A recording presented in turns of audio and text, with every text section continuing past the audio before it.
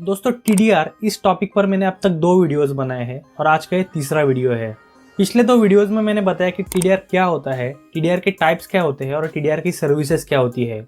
आज के इस वीडियो में मैं आपको एक प्लॉट का एग्जांपल देके बताऊंगा कि अगर उस प्लॉट पे किसी तरह का डीपी रिजर्वेशन जा रहा हो तो उस रिजर्वेशन के बदले गवर्नमेंट आपको कितना टीडीआर फ्री ऑफ एफएसआई देंगी, और दूसरा कि उस प्लॉट में एडजॉइनिंग जो रोड है उस रोड के हिसाब से आपको कितना टीडीआर ओपन मार्केट से परचेस करना पड़ेगा।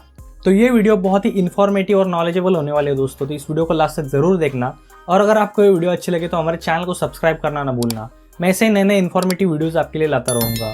चलिए आज की इस वीडियो को शुरू करते हैं। दोस्तों मैं रहता हूँ पूना में, जो आता है महाराष्ट्र स्टेट के अंडर।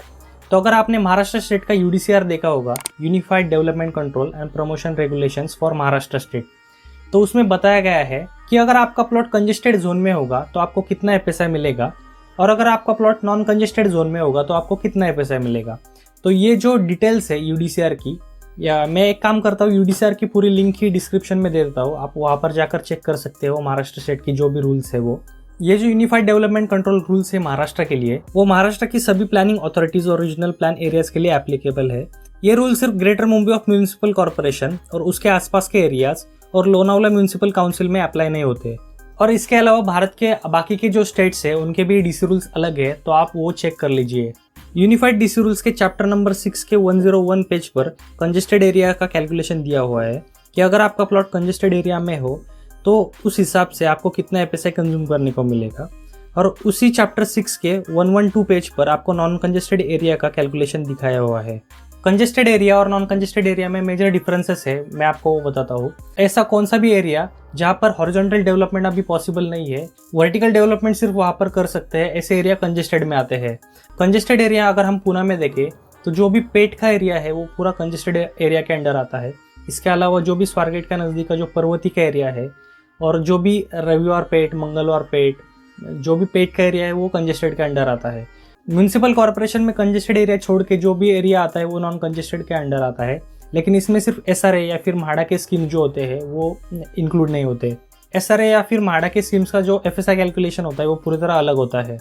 अगर हम कंजेस्टेड एरिया का टेबल देखें तो वहाँ पर बताया गया है कि आपके प्लॉट के आगे जो रोड आएगा उस रोड की जो विड्थ होगी, उस रोड के विड्थ के हिसाब से आपको एफएसआई कंज्यूम करने को मिलेगा। तो उसमें 3 टाइप्स होते हैं। पहला होता है बेसिक एफएसआई, दूसरा होता है FSI on payment of premium, और तीसरा होता है मैक्सिमम परमिसिबल टीडीआर लोडिंग। तो इस वीडियो में मैं आपको पूरे एरिया स्टेटमेंट एक्सप्लेन नहीं करूंगा, इस वीडियो में हम सिर्फ टीडीआर लोडिंग पर फोकस करेंगे। आगे के आने वाले वीडियोस में मैं आपको टाइम निकालकर पूरा एरिया स्टेटमेंट एक्सप्लेन करूंगा। तो यहाँ पर जो कंजेस्टेड का टेबल है इसमें बताया गया है कि रोड के विड्थ के हिसाब से आपको कितना एफएसआई मिलेगा। तो अगर आपके प्लॉट को 9 मीटर से कम का अप्रोच रोड जाता हो तो उस हिसाब से आपको सिर्फ बेसिक 1.5 एफएसआई मिलेगा। और हम ओपन मार्केट से टीडीआर परचेस नहीं कर सकते, आपकी जो कैपेसिटी एफएसआई की वो 1.5 है। और अगर वही रोड 9 मीटर से 18 मीटर तक होगा तो आपको बेसिक एफएसआई 2 मिलेगा और जो टीडीआर है वो 0.3 मिलेगा। तो total basic FSI plus premium plus TDR मिला के आपको 2.6 एफएसआई कंज्यूम करने को वहाँ पर मिलेगा। और यही जो एफएसआई कैलकुलेशन की डिटेल्स है वो नॉन कंजेस्टेड एरिया के लिए अलग से दी गई हुई है। अब हम इस यूडीसीआर के प्रोफोमा आई को देखें, जहाँ पर एरिया स्टेटमेंट एक्सप्लेन किया हुआ है जो 334 पेज पर है। तो वहाँ पर आपको बताया गया है कि आपका जो एरिया ऑफ प्लॉट है उसमें डीपी रिजर्वेशन कैसे माइनस किया जाता है। तो एरिया स्टेटमेंट में सबसे पहले एरिया ऑफ प्लॉट मेजर किया जाता है, तो एज पर ओनरशिप डॉक्यूमेंट जैसे कि 7/12 एक्सट्रैक्ट, दूसरा कि एज पर मेजरमेंट शीट, या फिर तीसरा एज पर साइट आपका मिनिमम एरिया कितना है प्लॉट का वो मेजर किया जाता है। और इसके बाद आपके प्लॉट में जो भी डिडक्शन हो रहा है, जैसे कि प्रपोज डीपी या फिर डीपी रोड वाइंडिंग का एरिया आपके प्लॉट से जा रहा है, या फिर आपके प्लॉट में किसी तरह का डीपी रिजर्वेशन हुआ हो, तो वो पूरा एरिया आपके टोटल एरिया ऑफ प्लॉट से डिडक्ट होके आपका जो बैलेंस एरिया रहता है, तो वो डिडक्शन का एरिया आपके टोटल प्लॉट से माइनस होता है। तो आपका जो बैलेंस एरिया रहेगा वो एरिया ऑफ प्लॉट से डिडक्शंस माइनस होने के बाद आएगा। तो यहाँ पर जो बैलेंस एरिया है वहाँ पर वो मेंशन किया गया है कि 1 - 2 = 3, तो ये आएगा बैलेंस एरिया। और उसके बाद उसी एरिया स्टेटमेंट में अगर आपने सीरियल नंबर 11 को देखा तो उसमें बताया गया है कि जितना एरिया आपका टीडीआर लोडिंग में डिडक्ट हुआ है उसका ट्वाइस एरिया गवर्नमेंट आपको फ्री ऑफ एफएसआई देगी। यहाँ पर बताया गया है कि in situ area against DP road = twice of serial number 2A। Serial number 2A हमारा है कि जो भी हमारा डीपी रोड वाइंडिंग में एरिया गया है उसका ट्वाइस एरिया आपको गवर्नमेंट से फ्री ऑफ एफएसआई मिलेगा। तो दोस्तों ये कुछ रूल्स यूडीसीआर में बताए गए थे कि कैसे हमें टीडीआर कैलकुलेशन करना चाहिए। तो अब हम एक रियल लाइफ एग्जांपल लेते हैं जिसमें हम एक प्लॉट लेते हैं और उसके बाद उसका पूरा टीडीआर कैलकुलेशन करते हैं। तो हमने एग्जांपल के लिए ये एक एरिया ऑफ प्लॉट लिया है जो है 2407.86 स्क्वायर मीटर्स। तो ये लगभग 26,000 स्क्वायर फुट का प्लॉट है जो पूना के कात्रज एरिया में है। अब ये जो कात्रज एरिया है वो नॉन कंजेस्टेड जोन में पड़ता है, तो इसी कारण हम नॉन कंजेस्टेड का टेबल देखेंगे। नॉन कंजेस्टेड टेबल के हिसाब से इस प्लॉट का जो एडजॉइनिंग रोड है, जो अप्रोच रोड है, वो 24 से 30 मीटर के अंडर आता है। तो 24 से 30 मीटर के अंडर हमें जो एफएसआई मिलेगा वो होगा 2.75। तो हम पूरा एरिया स्टेटमेंट अभी नहीं देखते, उसमें सब जो अभी मैक्सिमम टीडीआर लोडिंग की वैल्यू है वो हम देखते हैं। इसके अलावा इस प्लॉट के कुछ एरिया से डीपी रोड वाइडनिंग जा रही है। इस डीपी रोड वाइडनिंग का एरिया लगभग 1100 स्क्वायर फीट है।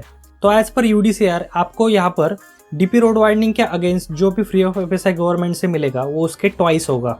तो यहाँ पर गवर्नमेंट से आपको जो फ्री ऑफ एफएसआई मिलेगा वो लगभग 2200 स्क्वायर फीट होगा। तो अब हम जानते हैं कि इस प्लॉट के ओनर को यहाँ पर अगर बिल्डिंग कंस्ट्रक्ट करनी हो, अगर उसे पूरा एफएसआई कंज्यूम करना हो, तो उसे ओपन मार्केट से जो ये 1.15 टीडीआर है वो लगभग ओपन मार्केट से कितना परचेस करना पड़ेगा। तो एज पर रूल्स जो एरिया ऑफ प्लॉट है 26,000 स्क्वायर फीट, इसे हमें मैक्सिमम टीडीआर लोडिंग 1.15 से मल्टीप्लाई करना पड़ेगा। तो अगर ओनर को फुल एफएसआई कंज्यूम करना हो तो उसे लगभग 29,805 square feet TDR open market से परचेस करना पड़ेगा। लेकिन दोस्तों यहाँ पर एक ट्विस्ट है, जो टीडीआर आपको ओपन मार्केट से परचेस करना है और जो टीडीआर आपको गवर्नमेंट से मिलना है, तो ये जो टीडीआर है वो एज पर रूल्स 1.15 ही होना चाहिए, मतलब 29,805 ही होना चाहिए। ये जो 1.15 वैल्यू है उससे ज़्यादा आप टीडीआर यहाँ पर कंज्यूम नहीं कर सकते। तो जैसे मैंने कहा कि हमें जो गवर्नमेंट से 2200 square feet free of FSI मिलेगा वो इस 29,805 से डिडक्ट करना पड़ेगा। तो हमें जो टोटल एफएसआई ओपन मार्केट से परचेस करना पड़ेगा वो होगा सिर्फ 27,589 स्क्वायर फीट। तो दोस्तों ये था पूरा टीडीआर का कैलकुलेशन। आपको ये वीडियो कैसी लगी दोस्तों हमें नीचे कमेंट सेक्शन में बताएं। आपको इस टीडीआर कैलकुलेशन के रिलेटेड कोई भी क्वेरीज हो तो हमें कमेंट सेक्शन में बताइए, मैं उनके आंसर्स देने की कोशिश करूंगा। अगर आपको ये वीडियो अच्छी लगी हो तो हमारे चैनल को सब्सक्राइब करना ना भूलना। मिलते हैं अगले वीडियो में दोस्तों। Thanks for watching.